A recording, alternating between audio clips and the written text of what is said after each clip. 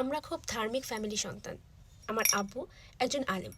তিনি ওনার জীবনে অনেক প্যারানর্মাল অ্যাক্টিভিটি দেখেছেন। বেশ কয়েকবার জিনে ধরা রোগীকেও ভালো করেছেন। এক কথায় ওনার এসব নিয়ে অনেক অভিজ্ঞতা। 2013 সালে এক সন্ধ্যায় আব্বু মাগরিবের নামাজ পড়ে বাসায় আসেন। তখন আমার বোন সাইবা, বেশ ছোট, 8-9 বছর হবে হয়তো। তো সাইবা আব্বুকে বলে জিন ভূতের গল্প শোনাতে।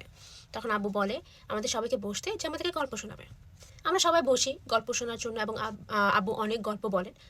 বলার পর ওনার সাথে ঘটে যাওয়াও কিছু ঘটনাও বললেন। সবশেষে বললেন কারেন্ট জেনের কথা, যেটা মানুষের সঙ্গে সবসময় থাকে এবং যার সঙ্গে থাকে হুবহু তার মতোই রূপ ধারণ করে।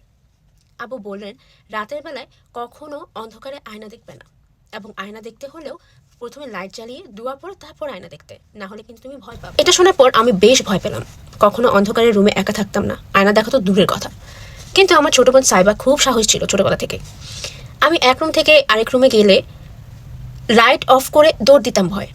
আবার মাঝে মাঝে সাইবাকেও বলতাম লাইট অফ করতে, কিন্তু সে উল্টো লাইট অফ করে আমাকে ভয় দেখাতো। আচ্ছা যাই হোক, আসল ঘটনা বলি।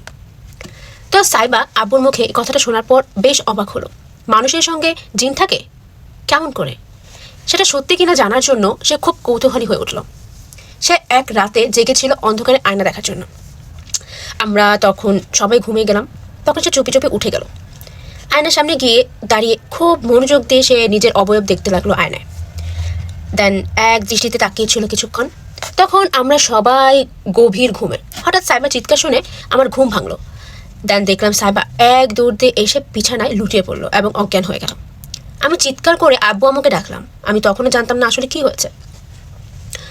দেন আম্মু আমাকে বলে কি হয়েছে। আমি নিজেও হঠাৎ করে চিৎকার শুনে ভীত হয়ে গিয়েছিলাম। দেন আমার বয়সও তেমন একটা বড় ছিল না, আমি এমনি ছোট ছিলাম। খুব ভয়ে জড়সড় হয়ে আমিও বসেছিলাম। সাইবার জ্ঞান ফেরার পর সেটা শুনে আমরা মারাত্মক ভয় পেয়ে গেছিলাম। সে তার ভাষ্যমতে আব্বুর কথা শুনে জানতে চেয়েছিলাম আসলে কারেন্ট জিন আছে কিনা আমার সঙ্গে। তাই আয়না দেখছিলাম। আয়নায় আমি আমার অবয়ব দেখছিলাম। সব কিছু স্বাভাবিক ছিল, কিন্তু যখন সরে যাচ্ছিল আয়নার সামনে থেকে, তখনই দেখলাম আমার প্রতিবিম্ব তখনও আয়নার সামনে দাঁড়িয়েছিল এবং মিটমিট করে হাসছিল। আমি আস্তে আস্তে পেছাচ্ছিলাম, কিন্তু আয়নার ভেতরে থাকা জিনটা এক পর্যায়ে আমাকে ধরার জন্য হাত বাড়ায়, কিন্তু আমিও চিৎকার করে দৌড় দিই। তারপর সাইবাকে বুঝিয়ে সুঝিয়ে আম্মু ঘুম পাড়িয়ে দেয়, এবং পরদিন সকালে সাইবার গায়ে প্রচণ্ড জ্বর ছিল, পুড়ে যাচ্ছিল একদম। সে নাকি আয়নার সামনে গেলে ওই জিনটাকে দেখতে পারতো। আব্বু দোয়া টোয়া পরে শরীর বন্ধ করে দেয় এবং কিছুক্ষণের জন্য তখন একটু স্বাভাবিক থাকে। একদিন রাতে সাইবা যখন ঘুম থেকে উঠে বাথরুমে যাচ্ছিল, তখন বাথরুমে যাওয়ার সামনে সে শুনতে পেল বাথরুমের ভিতরে কেউ কান্না করছে, এবং দরজা খুলে সে দেখে তারই মতো হুবহুব কি যেন দাঁড়িয়ে আছে। এই দৃশ্য দেখার পর সে আবার চিৎকার দিয়ে অজ্ঞান। এরকম এরপর অনেকদিন পর্যন্ত এই জিন ভয়ে দেখাতে থাকে ওকে। আব্বু অনেক কিছু করে জিনটাকে তার শরীর থেকে সরিয়ে দেয়, এবং আসলে মানুষের সঙ্গে কারেন্ট জিন থাকে সত্যি, কিন্তু সাইবারটা ছিল বজ্জিন, যা সাইবারকে ভয় দেখাতে খুব মুশি মজা পেত। এরপর আরেকটা ঘটনা বলি 2022 সালে আমার এক খালাতো বোনের সঙ্গে ঘটে।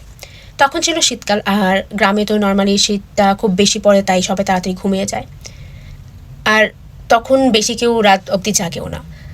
আমার খালাতো বোনের সঙ্গে সবে তখন মেনলি তখন নিউ ম্যারিড, তারা নতুন নতুন বিয়ে হয়েছে। তো আমার খালাতো বোন এবং দুলাভাই আলাদা একটা ঘরে থাকতো। সামনাসামনি দুটি বাড়ি, একটা বড় একটা ছোট। বড় বাড়িতে তার শ্বশুর শাশুড়ি থাকতো, আর ছোট বাড়িতে আমার বোন আর দুলাভাই থাকতো। দুলাভাই সে রাতে খাওয়া দাওয়া করে বাইরে বের হওয়ার জন্য সময় বলল যে আজকে আমার আসতে দেরি হবে, যেহেতু শীতকালে গ্রামের বাড়িতে কিন্তু ব্যাডমিন্টন খেলা হয়, তুমি ঘুমিয়ে যাও। আপা বললো আচ্ছা ঠিক আছে, আপনি যান।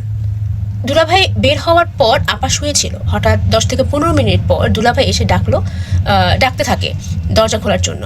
আপা অবাক হয়ে দরজা খুলে বলেন আপনার না দেরি হওয়ার কথা আসতে। দুলাভাই কিছু না বলে ভিতরে ঢুকে গেল। তারপর আমার আপা বেশ অবাক হলেন। আমার বোন খেয়াল করলেন হঠাৎ করে ঘরে ঢুকে কেমন যেন পোড়া পোড়া একটা গন্ধ লাগছে, এবং দুলাভাইয়ের ব্যবহারও কেমন যেন একটু অপরিচিত লাগছে, নর্মাল না। দুলাভাই চুপচাপ হয়ে শুয়ে পড়লেন বিছানায়, একটা কথাও বললেন না বোনের সাথে। আপুও শুয়ে পড়লেন। আবারও ঘণ্টাখানেক পর দুলাভাইয়ের ডাকে ঘুম ভাঙল আপুর। হতবাক হয়ে পাশে শুয়ে থাকা বস্তুটার দিকে তাকাইলেই আপা যা দেখলেন দু চোখে বিশ্বাস করার মতো না, অনেক কঠিন ছিল আর কি বিশ্বাস করাটা। পাশে সাদা কাপড় পরে শুয়ে আছে কে যেন। হঠাৎ বন্ধ চোখ মেলে তাকালো আপার দিকে। আগুনের গোলার মতো জলজল করছে দুইটা চোখ। আপা এই দৃশ্যটা এই দেখার পর চিৎকার করে অজ্ঞান হয়ে গেলেন। পরে দুলাভাই এসে মাথায় পানি টানি দিয়ে জ্ঞান ফেরালেন। দুলাভাইকে দেখেও আপা ভয় পাচ্ছিলেন। অবশেষে যখন বুঝতে পারলেন আসলে এটা দুলাভাই, তখন কিছুটা স্থির হয়ে ঘটনাটা খুলে বললেন দুলাভাইকে।